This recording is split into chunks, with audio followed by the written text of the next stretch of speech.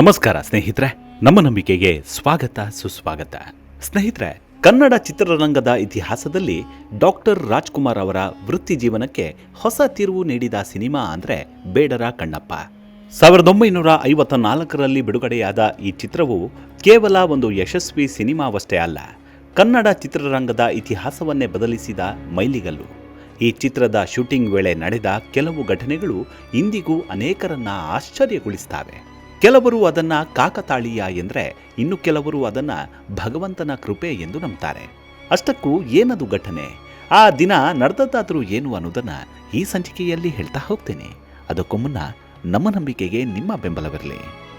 ಎಲ್ಲ ವಿಧದ ತ್ವಚೆಯ ಸಮಸ್ಯೆಗಳಿಗೆ ಧೀಮಹಿ ಪ್ರಾಡಕ್ಟ್ ರಾಮಬಾಣದಂತೆ ಕೆಲಸ ಮಾಡುತ್ತೆ. ಕೇವಲ 3 ದಿನದಲ್ಲೇ ವ್ಯತ್ಯಾಸ ನೋಡ್ತೀರಾ.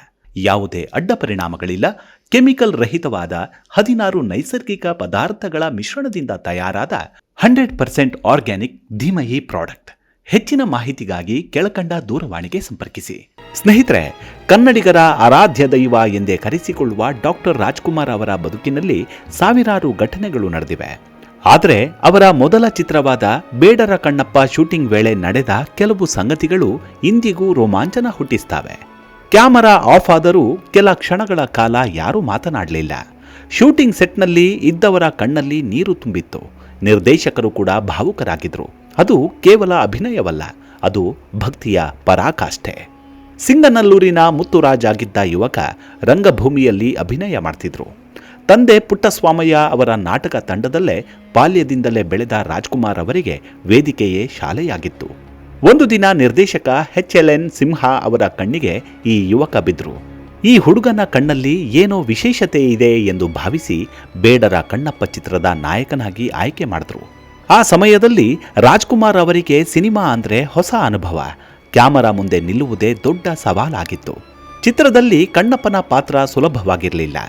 ಬೇಟೆಗಾರರ ಜೀವನ, ಭಕ್ತಿ, ಪ್ರೀತಿ, ನೋವು ಮತ್ತು ಕೊನೆಗೆ ಶಿವನಿಗಾಗಿ ತನ್ನ ಕಣ್ಣುಗಳನ್ನೇ ಅರ್ಪಿಸುವ ದೃಶ್ಯಗಳು ತುಂಬಾ ಭಾವನಾತ್ಮಕವಾಗಿದ್ವು. ರಾಜ್ಕುಮಾರ್ ಈ ಪಾತ್ರಕ್ಕಾಗಿ ಹಲವಾರು ದಿನಗಳ ಕಾಲ ತಪಸ್ಸಿನಂತೆ ತಯಾರಿ ನಡೆಸಿದರು. ಅವರು ಕೇವಲ ಸಂಭಾಷಣೆ ಹೇಳೋದಲ್ಲ, ಪಾತ್ರವನ್ನೇ ಬದುಕಬೇಕು ಅಂತ ನಿರ್ಧರಿಸಿದರು. ಚಿತ್ರದ ಪ್ರಮುಖ ದೃಶ್ಯದಲ್ಲಿ ಕಣ್ಣಪ್ಪ ಶಿವಲಿಂಗಕ್ಕೆ ಪೂಜೆ ಸಲ್ಲಿಸುವ ಸನ್ನಿವೇಶವಿತ್ತು. ಆ ದಿನ ಬೆಳಗ್ಗೆಯೇ ರಾಜ್ಕುಮಾರ್ ಸ್ನಾನ ಮಾಡಿ ದೇವರ ಪೂಜೆಯನ್ನು ಮುಗಿಸಿ ಶೂಟಿಂಗ್ಗೆ ಬಂದಿದ್ರು. ಶಿವಲಿಂಗದ ಮುಂದೆ ನಿಂತ ತಕ್ಷಣದಲ್ಲೇ ಅವರ ಮುಖಭಾವ ಸಂಪೂರ್ಣವಾಗಿ ಬದಲಾಗಿತ್ತು. ಕ್ಯಾಮರಾ ಓಡುತ್ತಿದ್ದರೂ ಅವರು ನಟಿಸುತ್ತಿಲ್ಲ, ನಿಜವಾಗಿಯೇ ಶಿವನೊಂದಿಗೆ ಮಾತನಾಡುತ್ತಿರುವಂತೆ ಕಂಡಿತ್ತು. ಆ ದೃಶ್ಯದಲ್ಲಿ ರಾಜ್ಕುಮಾರ್ ಅಭಿನಯ ಮಾಡಲಿಲ್ಲ, ಭಕ್ತಿಯನ್ನು ಪ್ರದರ್ಶಿಸಿದ್ರು. ಚಿತ್ರದ ಅತ್ಯಂತ ಕಠಿಣ ದೃಶ್ಯ ಎಂದರೆ ಕಣ್ಣಪ್ಪ ತನ್ನ ಕಣ್ಣನ್ನ ಕಿತ್ತು ಶಿವನಿಗೆ ಅರ್ಪಿಸುವ ಸನ್ನಿವೇಶ. ಆ ಕಾಲದಲ್ಲಿ ಯಾವುದೇ ಗ್ರಾಫಿಕ್ಸ್ ಇರಲಿಲ್ಲ. ದೃಶ್ಯವನ್ನ ನೈಜವಾಗಿ ತೋರಿಸಲು ಹಲವು ತಂತ್ರಗಳನ್ನು ಬಳಸಬೇಕಾಯಿತು. ರಾಜ್ಕುಮಾರ್ ಆ ದೃಶ್ಯದಲ್ಲಿ ಅಷ್ಟೊಂದು ತಲ್ಲೀನರಾಗಿದ್ರು. ಕಟ್ ಎಂದು ನಿರ್ದೇಶಕರು ಹೇಳಿದ ನಂತರವೂ ಕೆಲ ಕ್ಷಣಗಳ ಕಾಲ ಅದೇ ಭಾವದಲ್ಲಿದ್ರು. ಸೆಟ್ನಲ್ಲಿ ಸಂಪೂರ್ಣ ಮೌನ ಆವರಿಸಿತು. ಕೆಲವು ತಂತ್ರಜ್ಞರು ಕಣ್ಣೀರನ್ನ ಒರೆಸಿಕೊಂಡರೆಂದು ಚಿತ್ರತಂಡದ ಸದಸ್ಯರು ನಾನಾ ಸಂದರ್ಶನಗಳಲ್ಲಿ ಹೇಳಿಕೊಂಡಿದ್ದಾರೆ. ದೃಶ್ಯ ಮುಗಿದ ನಂತರ ನಿರ್ದೇಶಕ HLN ಸಿಂಹ ರಾಜ್ಕುಮಾರ್ ಅವರ ಬಳಿಗೆ ಬಂದು, ಇದು ಸಿನಿಮಾ ಅಲ್ಲ, ಇತಿಹಾಸ ಎಂದು ಹೇಳಿದ್ದರೆಂದು ಹಿರಿಯರು ನೆನಪಿಸಿಕೊಳ್ತಾರೆ. ಒಬ್ಬ ಹೊಸ ನಟನಿಂದ ಇಷ್ಟೊಂದು ಭಾವಪೂರ್ಣ ಅಭಿನಯ ನಿರೀಕ್ಷಿಸಿರಲಿಲ್ಲ. ಚಿತ್ರದ ಚಿತ್ರೀಕರಣ ನಡೆಯುತ್ತಿದ್ದ ಸ್ಥಳದಲ್ಲಿ ಶಿವನ ಸನ್ನಿಧಿಯಂತೆಯೇ ವಾತಾವರಣ ನಿರ್ಮಿಸಲಾಗಿತ್ತು. ಆ ದಿನದ ಶೂಟಿಂಗ್ ವೇಳೆ ಇದ್ದ ಕೆಲವರು ಪೂಜೆಯ ನಂತರ ಅಲ್ಲಿ ವಿಚಿತ್ರವಾದ ಶಾಂತಿ ಆವರಿಸಿತ್ತು. ಕೆಲವರು ಅದನ್ನು ದೈವಾನುಗ್ರಹ ಎಂದು ನಂಬಿದ್ರು. ಇನ್ನು ಕೆಲವರು ರಾಜ್ಕುಮಾರ್ ಅವರ ಭಕ್ತಿ ಭಾವವೇ ಎಲ್ಲರ ಮನಸ್ಸನ್ನು ತಟ್ಟಿತು ಎಂದರು. ಇದೆಲ್ಲದಕ್ಕೂ ಅಣ್ಣವರ ಶಿಸ್ತು ಕಾರಣವಾಗಿತ್ತು. ಶೂಟಿಂಗ್ಗೆ ಅವರು ಎಂದಿಗೂ ತಡವಾಗಿ ಬಂದವರಲ್ಲ. ಸೆಟ್ಟಿಗೆ ಬರುವ ಮುನ್ನ ಸಂಭಾಷಣೆಗಳನ್ನು ಸಂಪೂರ್ಣವಾಗಿ ಅಭ್ಯಾಸ ಮಾಡ್ತಿದ್ರು. ಪ್ರತಿಯೊಬ್ಬ ತಂತ್ರಜ್ಞನಿಗೂ ಗೌರವವನ್ನು ಕೊಡ್ತಿದ್ರು. ಲೈಟ್ ಮ್ಯಾನ್ನಿಂದ ಹಿಡಿದು ಸ್ಪಾಟ್ ಬಾಯ್ವರೆಗೂ ಎಲ್ಲರೊಂದಿಗೆ ಆತ್ಮೀಯವಾಗಿ ಮಾತನಾಡ್ತಿದ್ರು. ಈ ಗುಣವೇ ಅವರನ್ನ ಎಲ್ಲರ ಪ್ರೀತಿಯ ವ್ಯಕ್ತಿಯನ್ನಾಗಿ ಮಾಡಿತು. 1954ರಲ್ಲಿ ಚಿತ್ರ ಬಿಡುಗಡೆಯಾದಾಗ ಯಾರೂ ನಿರೀಕ್ಷಿಸದ ಮಟ್ಟಿಗೆ ಯಶಸ್ಸು ಕಂಡಿತ್ತು. ಜನರು ಕಣ್ಣಪ್ಪನನ್ನ ನೋಡಲಿಲ್ಲ, ರಾಜ್ಕುಮಾರ್ ಅವರನ್ನ ಕಣ್ಣಪ್ಪನಾಗಿಯೇ ನೋಡಿದ್ರು. ಚಿತ್ರಮಂದಿರಗಳಲ್ಲಿ ಜನರು ಭಾವುಕರಾಗಿ ಅತ್ತ ಘಟನೆಗಳು ವರದಿಯಾಗಿದ್ವು. ಈ ಒಂದು ಸಿನಿಮಾ ರಾಜ್ಕುಮಾರ್ ಅವರ ಜೀವನದ ದಿಕ್ಕನ್ನೇ ಬದಲಿಸಿತು. ಇದರ ನಂತರ ಅವರು ಹಿಂದಿರುಗಿ ನೋಡಲೇ ಇಲ್ಲ. ಸುಮಾರು 5 ದಶಕಗಳ ಕಾಲ ಕನ್ನಡ ಚಿತ್ರರಂಗದ ಮೇರು ನಟರಾಗಿ ಬೆಳೆದರು. ಚಿತ್ರದ ಯಶಸ್ಸಿನ ನಂತರ ಅನೇಕ ನಿರ್ಮಾಪಕರು ರಾಜ್ಕುಮಾರ್ ಅವರನ್ನ ಸಂಪರ್ಕಿಸಿದ್ರು. ಆದರೆ ಅವರು ಒಂದೇ ಮಾತು ಹೇಳ್ತಿದ್ರು, ಪಾತ್ರ ಚೆನ್ನಾಗಿದ್ದರೆ ಮಾತ್ರ ನಾನು ಸಿನಿಮಾ ಮಾಡುತ್ತೇನೆ. ಹಣಕ್ಕಿಂತ ಪಾತ್ರಕ್ಕೆ ಹೆಚ್ಚು ಮಹತ್ವ ಕೊಟ್ಟ ಕಲಾವಿದರಾಗಿದ್ದರು. ರಾಜ್ಕುಮಾರ್ ಕೇವಲ ಸಿನಿಮಾಗಳಲ್ಲಿ ದೇವರ ಪಾತ್ರ ಮಾಡಲಿಲ್ಲ, ನಿಜ ಜೀವನದಲ್ಲಿಯೂ ಸರಳತೆ, ಶಿಸ್ತು ಮತ್ತು ಆಧ್ಯಾತ್ಮಿಕತೆಯನ್ನು ಪಾಲಿಸ್ತಿದ್ರು. ಬೆಳಗ್ಗೆ ಪೂಜೆ, ಯೋಗ, ಸಂಗೀತಾಭ್ಯಾಸ ಮತ್ತು ನಿಯಮಿತ ಜೀವನ ಶೈಲಿ ಅವರ ದಿನಚರಿಯಾಗಿತ್ತು. ಆ ಕಾರಣದಿಂದಲೇ ಬೇಡರ ಕಣ್ಣಪ್ಪನಂತಹ ಭಕ್ತಿ ಪಾತ್ರಗಳು ಅವರ ಮೂಲಕ ಜೀವಂತವಾದವು ಎಂದು ಅನೇಕರು ಅಭಿಪ್ರಾಯಪಟ್ಟಿದ್ದಾರೆ. ಚಿತ್ರಮಂದಿರಗಳಲ್ಲಿ ಸಿನಿಮಾದ ಕ್ಲೈಮ್ಯಾಕ್ಸ್ ಬಂದಾಗ ಅನೇಕ ಪ್ರೇಕ್ಷಕರು ಎದ್ದು ನಿಂತು ಶಿವನಿಗೆ ಕೈ ಮುಗಿತಿದ್ರು. ಕೆಲವರು ಸಿನಿಮಾ ಮುಗಿದ ನಂತರ ದೇವಾಲಯಗಳಿಗೆ ತೆರಳಿದ್ರು. ಆ ಕಾಲದಲ್ಲಿ ಸಿನಿಮಾ ಮತ್ತು ಭಕ್ತಿ ಒಂದಾಗಿ ಬೆರೆತ ಅಪರೂಪದ ಅನುಭವ ಇದಾಗಿತ್ತು. ಬಿಡುಗಡೆಯಾದ ಕೆಲವೇ ದಿನಗಳಲ್ಲಿ ಬಹುತೇಕ ಚಿತ್ರಮಂದಿರಗಳಲ್ಲಿ ಹೌಸ್ಫುಲ್ ಬೋರ್ಡ್ಗಳು ಕಾಣಿಸಿಕೊಂಡವು. ಜನರು ಮುಂಗಡ ಟಿಕೆಟ್ಗಾಗಿ ಗಂಟೆಗಳ ಕಾಲ ಕಾಯುತ್ತಿದ್ದರು. ಅನೇಕ ಕಡೆ ಹೆಚ್ಚುವರಿ ಪ್ರದರ್ಶನಗಳನ್ನು ಆಯೋಜಿಸಲಾಯಿತು. ಚಿತ್ರ ಬಿಡುಗಡೆಯಾದ ಬಳಿಕ ರಾಜ್ಕುಮಾರ್ ಅವರು ಎಲ್ಲಿಗೆ ಹೋದರೂ ಜನರು ಸುತ್ತುವರಿತಿದ್ರು. ಅವರೊಂದಿಗೆ ಕೈಕುಲುಕಲು, ಮಾತನಾಡಲು, ಆಶೀರ್ವಾದವನ್ನು ಪಡೆಯಲು ಸಾವಿರಾರು ಜನರು ಬರ್ತಿದ್ರು. ಅವರ ಮೊದಲ ಸಿನಿಮಾದಲ್ಲೇ ಈ ಮಟ್ಟದ ಜನಪ್ರಿಯತೆ ಅಪರೂಪವಾಗಿತ್ತು. ಗ್ರಾಮೀಣ ಪ್ರದೇಶಗಳಲ್ಲೂ ಭಾರಿ ಯಶಸ್ಸು. ಆ ಕಾಲದಲ್ಲಿ ಸಿನಿಮಾಗಳು ಹೆಚ್ಚಾಗಿ ನಗರಗಳಲ್ಲಿ ಮಾತ್ರ ಯಶಸ್ವಿಯಾಗ್ತಿತ್ತು. ಆದರೆ ಬೇಡರ ಕಣ್ಣಪ್ಪ ಗ್ರಾಮಗಳಿಗೂ ತಲುಪಿತ್ತು. ಗ್ರಾಮೀಣ ಜನರು ಕುಟುಂಬ ಸಮೇತರಾಗಿ ಸಿನಿಮಾ ನೋಡಲು ಬರ್ತಿದ್ರು.